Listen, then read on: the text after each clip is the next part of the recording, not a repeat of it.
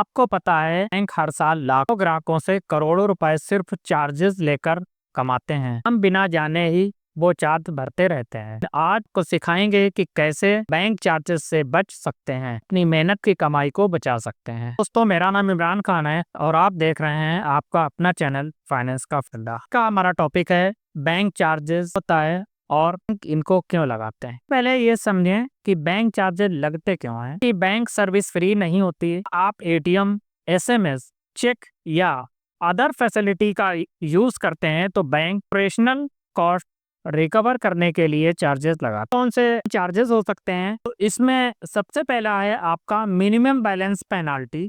के बैंक खाते में मिनिमम बैलेंस नहीं है तो फिर उस पर आप पेनाल्टी आपको लगती है।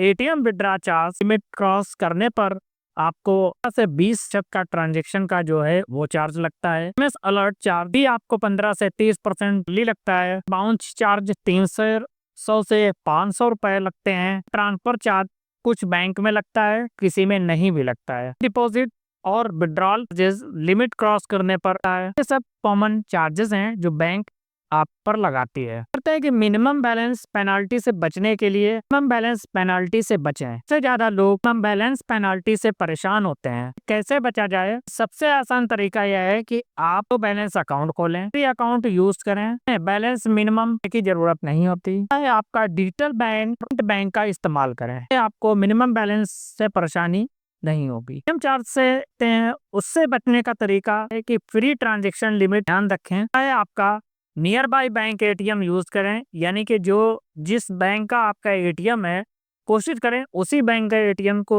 आप यूज के एटीएम से ही आप अपना विड्रॉल करें। ऑनलाइन ट्रांजेक्शन यानी कि यूपीआई को प्राथमिकता दें। लार्ज अमाउंट एक बार में विड्रॉ से आपको एटीएम चार्जेस जो है वो मिनिमम हो जाएंगे। इस चार्ज से बचने के लिए तिमाही काटे जाते हैं। इस चार्ज हर तिमाही काटे जाते हैं। इससे कैसे बच सकते हैं? आप बैंकिंग ऐप और ईमेल अलर्ट यूज करें। कल यूपीआई और नेट बैंकिंग एप्लीकेशन फ्री आते हैं, इसकी जरूरत नहीं होती है। मोस्ट इम्पोर्टेंट है कि चेक बाउंस और फंड ट्रांसफर चार्जेस आपका मोटा चार्ज होता है जो कि बैंक आप पर लगाती है। चार्ज तो बहुत ही भारी होते हैं। बचने के लिए चेक लिखने से पहले बैलेंस कंफर्म कर लें। एनएफ यूपीआई का इस्तेमाल करें क्योंकि ये लो कॉस्ट या फ्री होते हैं। बैंक में कैश डिपॉजिट और विड्रॉ भी चार्जेबल होते हैं, लिमिट होती है। करें डिजिटल ट्रांजेक्शन करें। ट्रिपल स्मॉल ट्रांजेक्शन से बचें। होम ब्रांच यूज करें, बहुत ज्यादा फ्लेक्सिबिलिटी मिलती है। करते हैं हेडिंग चार्जेस जो होता है उसको कैसे पहचानें। हेडिंग चार्जेस क्या होता है? बैंक स्टेटमेंट और एसएमएस अलर्ट रेगुलरली चेक करें। Replacement account, debit card, mobile पर भी चार्जेस लगते हैं। ये अवेयरनेस ही एक बेस्ट तरीका है हिडन चार्जेस से बचने का। इन चार्जेस से बचने के लिए हमें क्या हैबिट करनी चाहिए? पहले तो आप ऑनलाइन बैंकिंग को प्राइमरी बनाएं।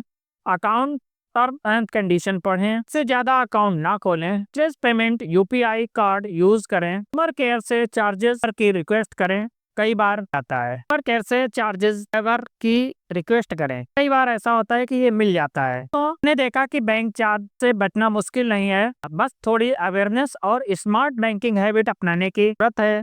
आप हर साल इससे हजारों रुपए बचा सकते हैं। इसे अपना अकाउंट स्टेटमेंट चेक कीजिए और देखिए कि कितने हिडन चार्जेस कटे हैं। इंफॉर्मेटिव वीडियो आपको पसंद आया होगा, करें अपने दोस्तों के साथ शेयर करें, टाइप करना ना भूलें। क्यों?